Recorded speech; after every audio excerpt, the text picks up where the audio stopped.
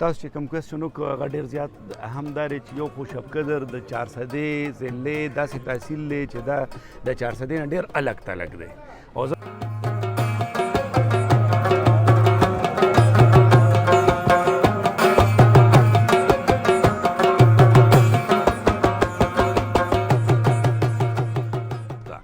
خو د دغې خبرې چې کوم دی هغه تاسو ته پته را چې کله یو حکومت په وجود کې وي او د هغې نماینده ناست وي هغه کار نشي کولی نو هغه بیا مطلب دا دی چې یا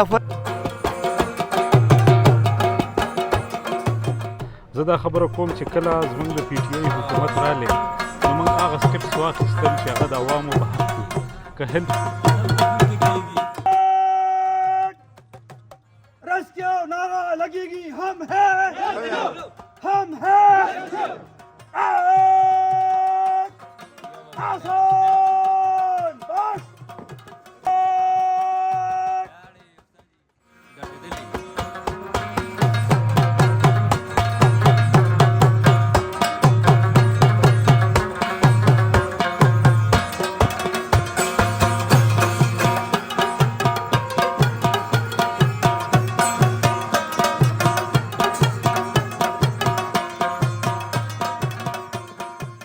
بسم الله الرحمن الرحیم ټول نه مخکې ستاسو شکریا ادا کوم ورسره د ډي سي صاحب شکریا ادا کوم ایم ان ایس صاحب ولاړ دوی شکریا ادا کوم او سپیشلی د ریسکیو چې کوم زمونږ اهلکار دی ډایرکټر صاحب دی یا زمونږ دلته ډي او صاحب دی د دې ډېر زیات مشکور یم او د هغې د شکریا وجه هم زه وایم خو تاسو چې کوم کوېسچن وکړو هغه ډېر زیات اهم دا دی چې یو خو شبقدر د 400 ضلع داسې تحصیل دی چې دا د 400 نه ډېر الګ تلګ دی او زه به ده ووایم چې که تاسو سوچ وکړئ نو دا بالکل پېښور سره نږدې دی 400 نه لرې دی نو دلته یو فیسیلیټي اینی فیسیلیټي دلته چې کوم موجود نی نو د هغې موږ ته ډېر لوی پرابلم وي خو دا ریسکیو دونه د اهمیت حامل شی دی چې دا لکه ریسکیو چونکې سروس چې موږ کوم د موږ ګورنمنټ کې سټارټ شوی و دا سروس دی چې که یو کس ته په کور کې څه حادثه راشي یو کس په ټرافیک کې څه حادثه راغله کوم ځای کې هم راغله هغه جسټ 1112 ډایل کې هغه ته به هغه ځای ته هغه سروس ودن نو ټایم پاسبل کم ټایم منیمم ټایم کې به هغه ته ګاډی هلته رسي هغه ته به ریسکیو کېږي شبقدر ته څنګه چې اوس زموږ ډایرکټر صاحب هم دلته را خبره وکړه چې دلته زه یو ځل ګاڼی کې اور لګېدلو او زه راتلم نو 22 منټ کې راتلم حالانکه 22 منټ د ډېر کم ټایم دی د هغه دپاره هغه ځای ته را رسېدو خو 22 منټ کې اور څومره زیاتېدی شي او څومره تبۍ کولی شي نو دا په شبقدر کې ډېر زیات اهمه مسله وه ځکه چې کوم دی زموږ په دې باندې په تېر ګورنمنټ کې موږ د دې سنټر منظور کړی چې کوم د هغې بلډنګ شروع دی او اوس چې کوم دی نو مونږ وویل چې یاره په ایمرجنسي کې دلته پکار ده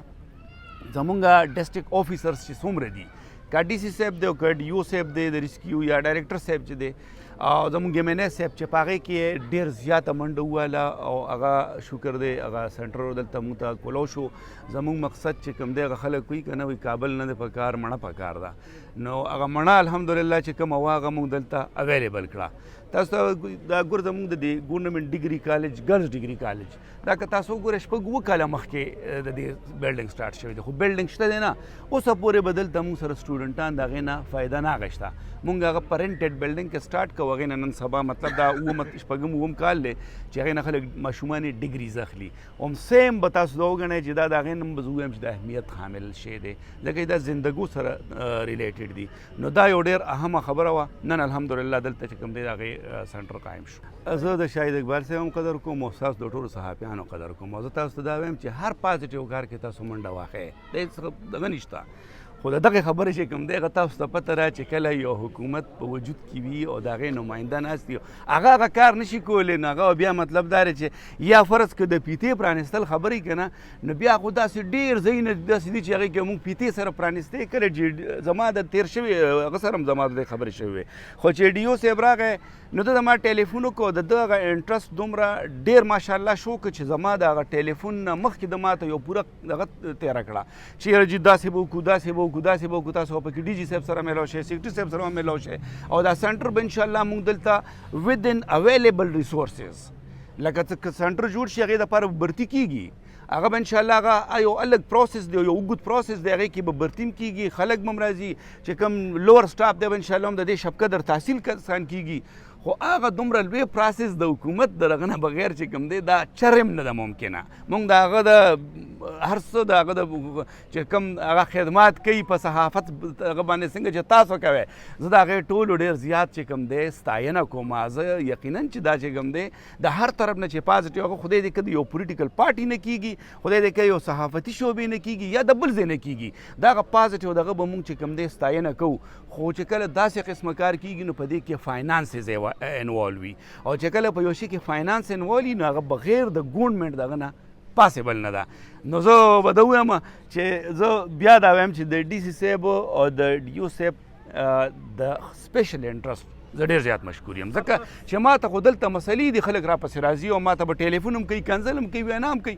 خو دوی ته جسټ ما ویلی چې دلته پرابلم دی او هغه دوی په دومره تیزۍ سره هغه شی چې کوم دی پروسس کو. ډایرکټر صاحب د راتلو زه ډېر مشکور یم چې دوی نن دلته راغلي دي دا او دا ښه وه چې دوی د حالاتو نه خبر هم دي چې دلته دا یو لرې تحصیل دی یو الګ تلګ دی. نو دا شکر دی نن دغه پرانسته وشوه دا یو ما جی اوس زه دوی ته مو خبر وکړه. زه پرون سیکرټري ریلیف سره پرون په سیکرټریټ کې دغه په افس کې ملو شوم او هغه ته ما وویل چې یاره مونږ ته د دې لپاره ریلیز پکار دی. اوس ډایرکټر صاحب دا خبره وکړه چې یاره ریلیز شوی دی خو هغه سی ان ډبلیو ته لا نه ایتلی. نو انشاءالله څه نه څه ریلیز به وشي، څه به مونږ ټیکهدار باندې هم بوج واچو چې یاره دا سنټر چې کوم دی جوړول دي څه لږه ډېره لایبیلیټي به د هغې دغه شي ډي صاحب به هم پرې زور واچي چې یاره دې کې د خیر د ستاسې لایبیلیټي راشي او ټیکهدار له پکار هم دی چې دومره کار کوي چې د هغه څه نه څه لایبیلیټي جوړېږي نو ګورنمنټ به بیا پیسې ورکوي، د ګورنمنټ پیسې چا سیم نه خوري. نو انشاءالله د هغې مونږ ایکسپیکټډ ده چې زر که خیر د هغې تعمیر وشي. بسم الله الرحمن الرحیم. ټول نه خو مخکې زه موږ سره چې کوم د ریسکیو ډایرکټر صاحب راغلی دی، زموږ چې کوم د ډسټرک انچارج دی جواد خلیل صاحب، موږ سره د ډسټرک ډي سی صاحب موجود دی په موقع، ایم پی ایس صاحب موجود دی، نور زموږ د پی ټي آی ورکرز دي. تاسو صحافي برادران تاسو ټولو شکریه ادا کوم. او دا خبره چې څنګه تا وکړله چې دا مخکې په کار و څومره مخکې په کار و، زه دا خبره کوم چې کله زموږ د پی ټي آی حکومت رالی نو موږ هغه سټپس واخیستل چې هغه د عوامو په حق کې و. که هیلث کارت شروع شو بیسیکلی خلکو ته د هیلث فیسیلیټي ورکولو، که دغې سره په ایجوکیشن کې کومه فیسیلیټي شوله، نور فیسیلیټیز مختلف هغه څیزونه چې هغې ته بیسک خلکو ته په کور په سټپ باندې فیسیلیټي میلاویږي. دا ریسکیو 112 دا هم د هغې یوه کړۍ وه. ړومبی چې کله سټارټلې نو د ړومبي هیډ کوارټر نه به سټارټلې، ړومبی ډسټرک نه به سټارټلې، په صوبه کې سټارټ شو، په ډسټرک په لیول باندې سټارټ شو. بیا دویم حکومت چې زموږ رالی په هغې کې تحصیلونو فیصله وشوله چې په تحصیلونو کې به په هر تحصیل باندې به موږ ریسکیو 112 سنټر جوړېږي. هماغه سلسله باره کې دلته په ریسکیو 112 سنټر باندې باقاعده کار هم شروع دی او نن عملي طور باندې ریسکیو 112 شب قدر ته راله. دا فیسیلیټي ډېره زیاته ضروري وه. وجه دا ده چې زموږ په دې روډونو باندې اکسیډنټ راتلی شي، ایمرجنسي راتلی شي، چاته هارټ اټیک راتلی شي، ریسکیو 112 ته کال کولی شي، په لږ ټایم کې په نږدې ټایم کې ورته دا رسېدلی شي. دې کې هغه پس ایډ وي په هغه ایمبولنس کې پوره سهولت دی پکې. نو اسپتال ته چې را رسوي نو هغه ډومبی ایډ هغه ژوند الله په لاس کې دی، خو کم از کم یو کوشش کېدلی شي. نو دا ډېر زیات ضروري وي. یو ځای کې دغه وشي، حادثه وشي، بل ځای کې اوبه څوک ویسي، د هغې نه علاوه دغه وشي، دا اور ولګي، دا ټولې خبرې داسې دي چې ریسکیو 112 په شب قدر کې دا اویلیبل کېده. دا زموږ دپاره ډېره غټه کامیابي ده او انشاءالله دې نه اوس موږ دوی سره دا ډسکشن هم کو. موږ به دا غواړو چې داسې سنټر چې کوم دی دې کې موږ نور امپرومنټ راولو، نور ایمبولنس ورته راشي، نور اکوپمنټ راشي، دې ته سټاف راشي چې دا یو بالکل ویل فرنش او ویل خلکو ته بالکل ویل اکوپډ سنټر د ریسکیو 112 د شب قدر والی. او انشاءالله موږ به دا هم کوشش شي چې که نور سنټر راتللی شي، دویم سنټر ورسره راتللی شي، چونکې شب قدر یو کولاو علاقه ده، یو غټ آبادي ده، څه تقریبا 4 لکه څه د پاسه آبادي لري. نو د دې ضرورتونه هم ډېر دي. اسپتال کې هم تاسو ته پته لګي چې دې اسپتال کې څومره سټپس واخیستلی شول. موږ په دې اسپتال کې نن ولاړو، مخکې تاسو کتلي په دې اسپتال څه حالت و، اوس د اسپتال څه حالت دی. مونږ عمل پکې ایم پی ایس هم پکې انټرسټ لري، زه هم پکې انټرسټ لرم، دلته چې کوم زموږ میډیکل سټاف دی هغوی هم پکې انټرسټ لري. او دا کوشش مې چې د خپلو علاقې ته د خپلو خلکو ته څومره سهولت ورکولی شي چې هغه سهولت ورته موږ ورکړو. تھینک یو ویری مچ. سب سے پہلے تو آپ میڈیا کے لوگوں کا، میرے پارلیمنٹیرینس، میرا ریسکیو 1122 اور تمام لوگوں کا شکریہ. آج کا یہ جو سروس، جو ہمارا یہ جو اسٹیشن ہے ریسکیو 1122 شب قدر، یہ ایک بہت اہم سٹیپ ہے. فری سہولت دینا، فری صحت دینا، تعلیم دینا ریاست کی ذمہ داری ہے، اور اسی ذمہ داری کو پورا کرتے ہوئے آج ریاست نے اپنی वसाइल के साथ यहाँ शबकदर में एक रेस्क्यू 1.22 स्टेशन मुकम्मल कायम किया है।